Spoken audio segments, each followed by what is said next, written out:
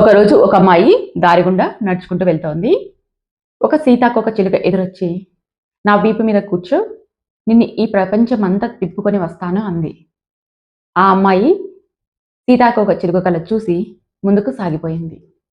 కొద్ది దూరం వెళ్ళగానే ఆ అమ్మాయికి నెమలి ఎదురొచ్చి, "నాతో 4 అడుగులు వెయ్యి, అందమైన ప్రపంచాన్ని చూపిస్తాను" అంది.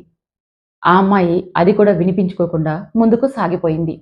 అవి 2 వెనకే వెళ్ళి, "మేము చెప్పేది వినిపించుకో, మాతో రా, నీకు అందమైన ప్రపంచాన్ని చూపిస్తాం" అన్నాయి. ఆ అమ్మాయి ఒకటే చెప్పింది, "నాకు ఇవేవి వినిపించవు. నాకు ఒకటే లక్ష్యం. నేను మంచిగా చదువుకోవాలి. మంచి జాబ్ చేయాలి. జాబ్ చేయగా వచ్చిన డబ్బుతో బాగా సంపాదించాలి. మా అమ్మానాన్నల్ని బాగా చూసుకోవాలి. ఇదే నా లక్ష్యం. దీని ముందర ఏవి కనిపించవు, నాకు ఏవి వినిపించవు" అని అంది. అందుకే ప్రతి ఒక్కరు కూడా ఏదో ఒక లక్ష్యం పెట్టుకోవాలి.